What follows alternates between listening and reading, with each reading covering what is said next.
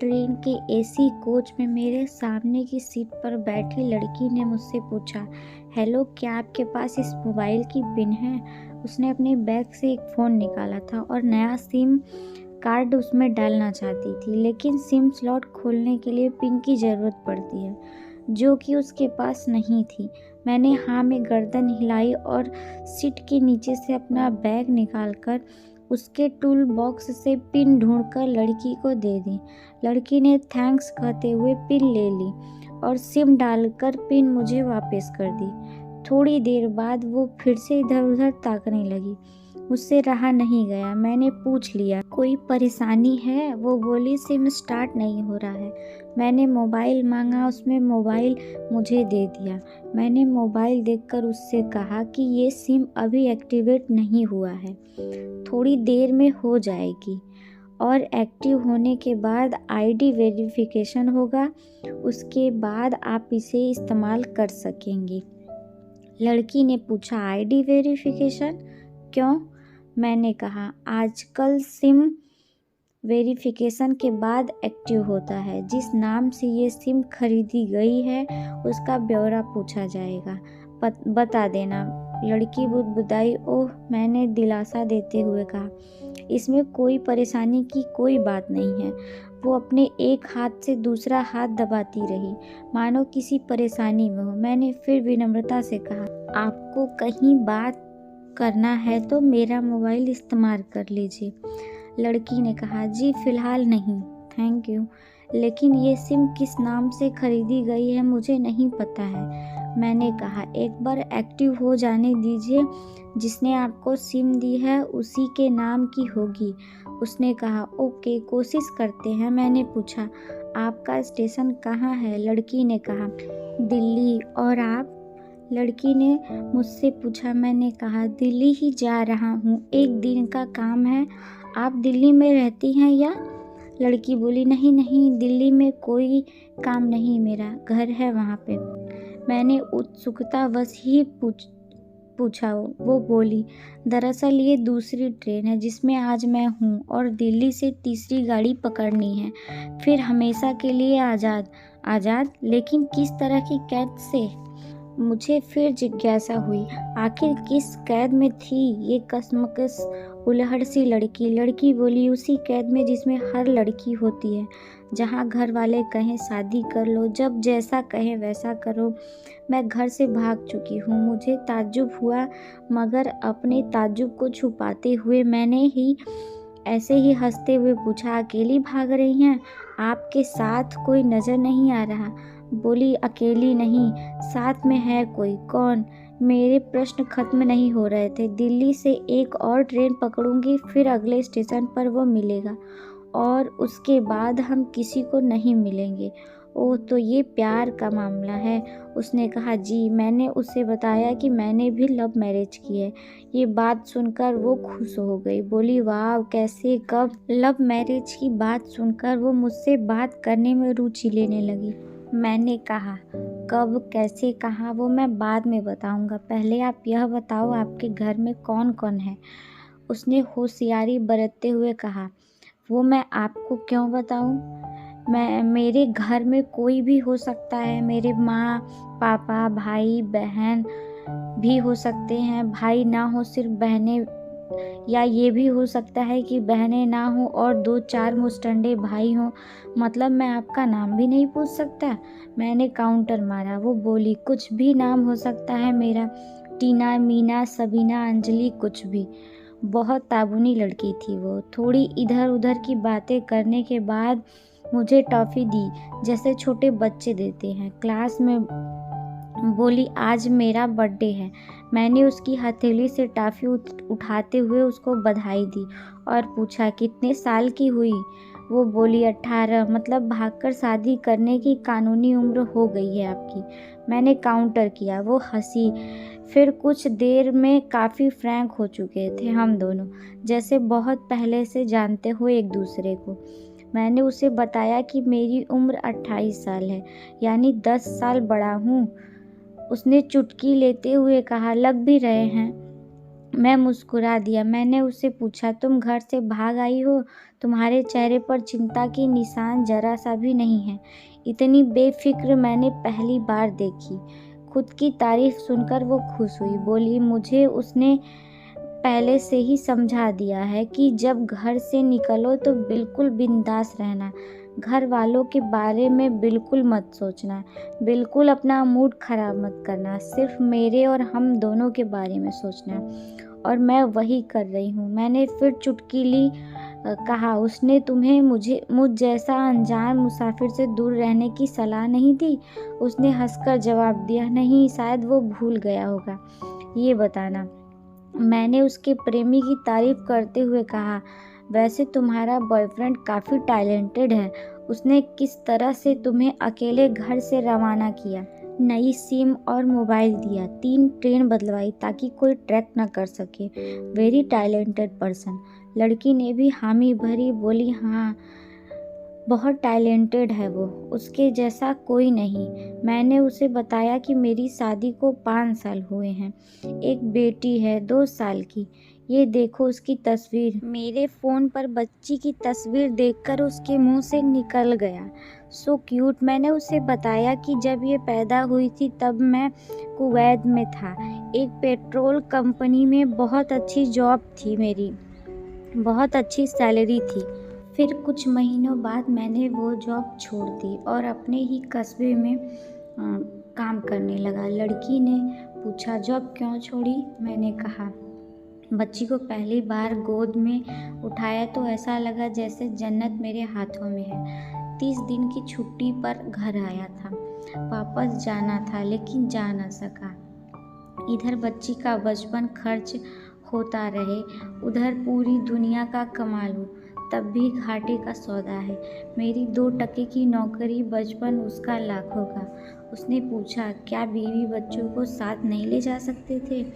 मैंने कहा, काफ़ी टेक्निकल मामलों से गुजरकर एक लंबी अवधि के बाद रख सकते हैं। उस वक्त ये मुमकिन नहीं था। मुझे दोनों में से एक को चुनना था, आलीशान रहन सहन के साथ नौकरी या परिवार। मैंने परिवार चुना, अपनी बेटी को बड़ा होते देखने के लिए। मैं कुवैत वापस गया था लेकिन अपना इस्तीफा देकर लौट आया। लड़की ने कहा, वेरी इम्प्रेसिव। मैंने मुस्कुराकर खिड़की की तरफ देखने लगा। लड़की ने पूछा, अच्छा, आपने तो लव मैरिज की है? फिर आप भागकर कहाँ गए, कैसे रहे और कैसे गुजारा वो वक्त? उसके हर सवाल और हर बात पे मुझे महसूस हो रहा था कि ये लड़की लड़कपन के शिखर पर है, बिल्कुल नासमझ और मासूम। मैंने उसे बताया कि हमने भागकर शादी नहीं की थी और ये भी है कि उसके पापा ने मुझे पहली नज़र में सख्ती से रिजेक्ट कर दिया था। उन्होंने आपको रिजेक्ट क्यों किया? लड़की ने पूछा तो मैंने कहा, रिजेक्ट करने की कुछ भी वजह हो सकती है। मेरी जाति, मेरा धर्म, मेरा कुल, मेरा कबीला, घर परिवार, नस्ल या नक्षत्र, इन्हीं में से कोई काट होती है जिसके इस्तेमाल से जुड़ते हुए रिश्ते की डोर को काटा जा सकता है। बिल्कुल सही। लड़की ने सहमति दर्ज कराई और आगे पूछा, फिर आपने कैसे किया? मैंने कहा, मैंने कुछ नहीं किया, उसके पिता ने रिजेक्ट कर दिया। वहीं से मैंने अपने बारे में अलग से सोचना शुरू कर दिया। खुशबू ने मुझसे कहा कि भाग चलते हैं। मेरी वाइफ का नाम खुशबू है। मैंने मना कर दिया। वो 2 दिन तक लगातार जोर देती रही कि भाग चलते हैं। मैं मना करता रहा। मैंने उसे समझाया कि भागने वाले जोड़े में लड़के की इज्जत और शान पर कोई फर्क नहीं पड़ता है, जबकि लड़की का पूरा कुल धुल जाता है। बुराइयों के तमाम शब्दकोश लड़की के लिए इस्तेमाल किए जाते हैं। भागने वाली लड़कियां आगे चलकर 60 साल की वृद्धा भी हो जाएंगी, तब भी जवानी में किए उस कांड का कलंक उसके माथे पर से नहीं मिटता। मैं मानता हूँ कि लड़का लड़की को तौलने का ये दोहरा मापदंड गलत है, लेकिन समाज में है तो ये सही है। ये नज़रिया गलत है मगर अस्तित्व में है। लोगों के अवचेतन में भागने वाली लड़की की भद्दी तस्वीर होती है। मैं तुम्हारी पीठ को छलनी करके सुखी नहीं रह सकता। तुम्हारे माँ बाप को दुखी करके अपनी ख्वाहिशें पूरी नहीं कर सकता। वो अपने नीचे का होठ दांते तले पीसने लगी। उसने पानी की बोतल का ढक्कन खोलकर एक घूंट अंदर सरकाया। मैंने कहा, अगर मैं उस दिन उसे भगा ले जाता तो उसकी माँ तो शायद कई दिनों तक पानी भी ना पीती। इसीलिए मेरी हिम्मत ना हुई कि ऐसा काम करूं। मैं जिससे प्रेम करूं उसके माँ बाप मेरे माँ बाप के समान ही हैं, चाहे शादी हो या ना हो तो कुछ पल के लिए वो सोच में पड़ गई, लेकिन मेरे बारे में और अधिक जानना चाहती थी। उसने पूछा, फिर आपकी शादी कैसे हुई? मैंने बताया कि खुशबू की सगाई कहीं और कर दी गई थी। धीरे धीरे सब कुछ नॉर्मल होने लगा था। खुशबू और उसके मंगेतर की बातें भी होने लगी थी फ़ोन पर। लेकिन जैसे जैसे शादी नज़दीक आने लगी उन दोनों की डिमांड बढ़ने लगी। डिमांड मतलब? लड़की ने पूछा। डिमांड का एक ही मतलब होता है, दहेज की डिमांड। परिवार में सबको सोने से बने तोहफे दो, दूल्हे को लग्जरी कार चाहिए, सास और नंद को नेकलेस दो, वगैरह वगैरह। बोले, हमारे यहाँ की रीत है। लड़का भी इस रीत की अदायगी का पक्षधर था। वो सगाई मैंने येन केन प्रकेर तुड़वा डाली। फिर किसी तरह घर वालों को समझा बुझाकर मैं फ्रंट आप पर आ गया और हमारी शादी हो गई। ये सब किस्मत की बात थी। लड़की बोली, चलो अच्छा हुआ आप मिल गए, वरना वो गलत लोगों में फंस जाती। मैंने कहा, जरूरी नहीं कि माँ बाप का फैसला हमेशा सही हो, और ये भी जरूरी नहीं कि प्रेमी जोड़े की पसंद सही हो। दोनों में से कोई भी गलत या कोई भी सही हो सकता है। मतलब की बात यहाँ से ये है कि कौन ज़्यादा समझदार और वफादार है। लड़की ने फिर से पानी का घूंट लिया और मैंने भी। लड़की ने तर्क दिया कि हमारा फैसला गलत हो जाए तो कोई बात नहीं, उन्हें ग्लानि नहीं होनी चाहिए।